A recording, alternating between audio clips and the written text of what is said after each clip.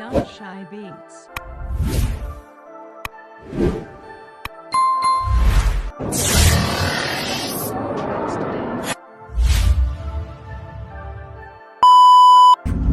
What's going on, family? Man, I hope you guys are having an absolutely awesome day. Yeah, I'm up early and I'm headed out to church. Of course, you know how we do on Sunday mornings. We have to serve, brothers and my sisters. We have been made to worship and serve. But look, man, check this out. I'm driving because this is a continuation to our snow chronicles, man, this winter. I woke up this morning and it was -9 degrees, guys. It's cold out here.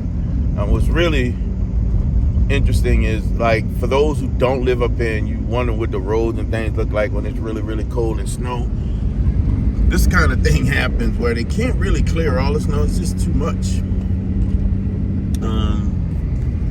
And it's snowplow, it probably dropped in salt.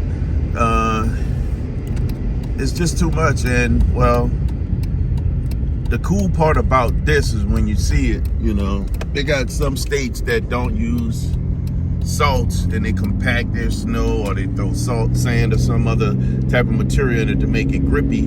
It's grippy right now, right? It's not shiny. When it's shiny, that's when we are scary. We're scared. But right now, you know, it's, when you're riding on that stuff, it's grippy, man. And what's really interesting is when you're driving in it, you have your tracks. You just stay in your tracks like a train, man. You only have problems, or you run into problems, when you start going outside of this grid that you see that's on the ground right here. It's kind of interesting. But it is what it is, man.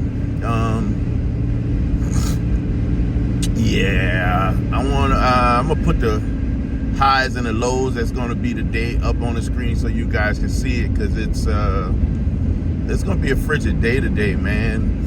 That area that you saw that was just filled with snow, you get this blowover from the fields. The snow just blows over, like you see it, kind of the lines coming across the line. They blow over and it'll coat the road and create high spots. This route that I take to go to church, you see a lot of that. It's not fun. It can be very uncomfortable because you don't know if you're going to hit something that's going to pull you left or right, or you just got to be very cautious. You can't go into it without the anticipation of something could happen. You got to be cautious. You really got to be cautious. But anyway, quick update on Liberty. So, when we first started this venture of trying to figure out what was our leak, we started with believing, because of what we saw, it was trans line, cooling lines. We went and did what we need to do to get those trans cooling lines, and that wasn't the case. So we end up believing that it was the possibility of being the forward diff, the front differential. Well, we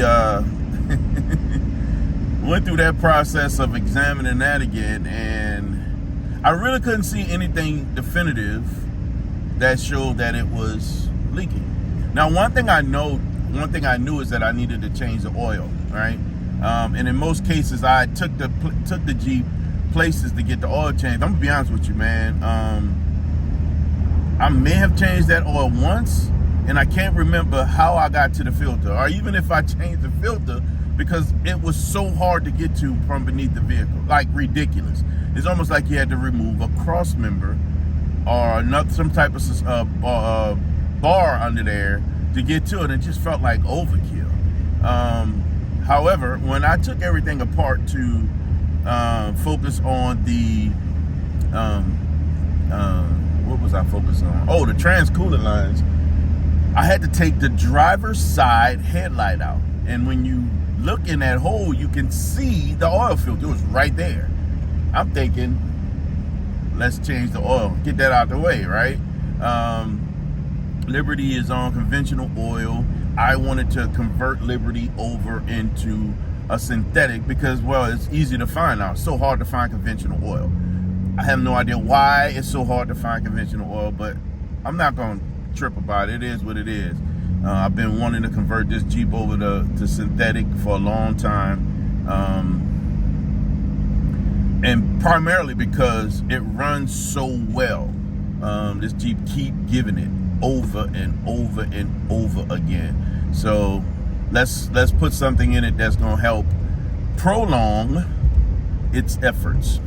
All right, so I end up getting everything I need to get the oil change, and we're gonna convert it over to, so part of that process is doing a synthetic blend for a couple of oil changes before going full synthetic. So we got what we need. We ready to get going. I decided I'm gonna raise the car up because I want to make sure we get everything out. So we pulled the car, Liberty up on the ramps, and we went to work, man. So I went first and I pulled the drain plug, let it do its thing, and since I'm able to reach in that hole now, let's go grab that filter and see what's happening. So I put my gloves on and I figured, I'm gonna have to, it's about elbow deep into the hole that I have to go into to get to that thing. So I'm like, all right, I need to brace myself so I can grip and turn and get this filter out. That filter, I could have turned that filter with 2 fingers. I have no idea how I backed out. I know that I was past due on an oil change. I know that for a fact. And I also know that I was under the impression that this car was probably consuming a little oil. I don't have a compression problem, but it was consuming oil somehow. That's what I believe. I was able to turn that filter with 2 fingers. It was loose. So my oil problem, it was an oil filter. I believe that once it came under pressure, things happen. The other side of it is, man, look at this. The other side of it is that I put new oil in it because I believe it was, I always came to this point where when I was, and look at all that snow on the road, good Lord. I always came to this point where it was almost time for an oil change, like this time, a little over, where it was, I needed to add a quart of oil. And I think I know why now. So, I think I found a problem. If that's the case, I told my boy Ray, man, shout out to Ray, Ray Rakowski. So Ray is the guy that's been on and live with us, man. I told him, he was like, man, you the only one in the world with the Super Liberty. A vehicle that's not having normal, and let me knock on some wood. Be very gracious to the Lord for blessing me with this Jeep, that we have it and that it's doing what it's doing. Also that I have the ability to do the things that I do with it to keep it doing what it's supposed to do. But things that should be changed and fixed, and problem that this thing is doing a great job. Again, even after me putting it through the paces of lifting it and doing other things to it, it still is giving. Although, I'm gonna tell you, with the bigger wheels and the bigger tires, it's not the greatest on gas. And honestly, I would love to still have more power from this Jeep, or maybe do some type of adjustment or modification to the gearing so that we don't sit so high. Maybe we change gears a little quickly, lower, and then get to a place where this thing levels out pretty quickly, and then we can, get better on gas mileage. It's a 4-speed transmission. Sorry guys, hit the button. It's a 4-speed transmission, and the 4th is the overdrive, and it goes low, but all I got to do is be at a certain RPM and she's kicking up again, so If we can do something about that, that'll be better. That's one of the main reasons why I thought about going to something that is a little bit more robust, with a different transmission that's going to give me more. Older Jeep, what can you expect? It's not going to be perfect. But the other side of it is, if, I got a couple of things that I thought about doing with the Liberty. I thought about going 392. I thought about going 6.1. Those are really, really big motors. And I think it'll be more than enough power than what I would want to do with it. But if I went with, my goal, if I went with that, was to have the powertrain, the full powertrain axle, front axle, rear axle transmission of a Trackhawk or a Jeep, or SRT, not Trackhawk, but SRT Jeep, just so that we are as robust enough to handle it, all the power that we're throwing at it. The other side, other thing I thought about doing was something completely left field. I actually thought about going with a small diesel, a turbo diesel, in this truck. Really just flip the script completely on this Jeep.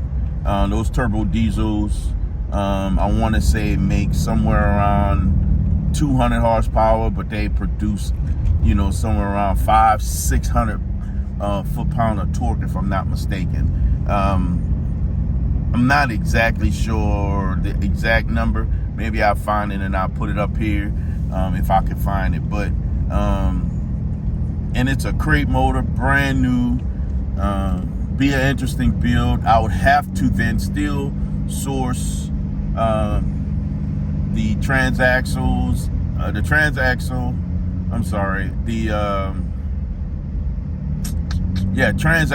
transmission, and diffs, especially forward diff that can handle that power. At least the torque, because it's gonna be pretty robust. How we doing, man? We're gonna just go straight through. So, yeah, man, that's some updates for Liberty, and that's some stuff that I've been thinking about and trying to plot on and decide what direction we're gonna go when we, if we need to. Right now, I think it's just good to stick with what we have, because this motor is doing what it's supposed to do, man. I can't complain about that. Why are you braking right here, man?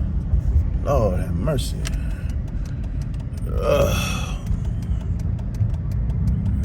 So we're going to focus on this road, man, and get to what we need to get. But before I get off, just to let you guys know, see, we're sitting at about just over a quarter tank, and that's something very interesting that happens when you're in weather that is this cold.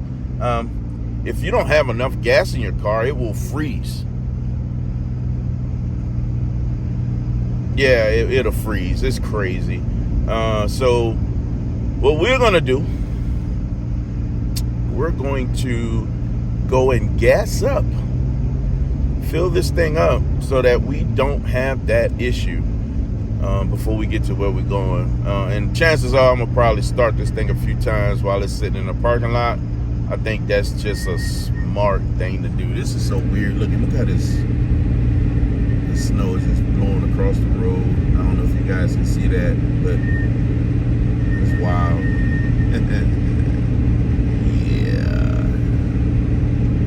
Yeah. All right, guys. So look, I just want to touch in with you guys real quick, give you guys an update. Again, this Vlogmas season, I have to say, it gave me a different energy on how what I would like to, how I communicate with you guys, man. I think it's fair to share as much as we can. So you guys be good, be safe out there for those who are in this weather, and if you're not, enjoy that weather that you have. But man, let's close this out, man. Y'all know how we do, man. We were designed from greatness. Because we're designed for greatness, guys, you have the right, the responsibility, and the authority to never, ever, ever be average. So guys, don't be average.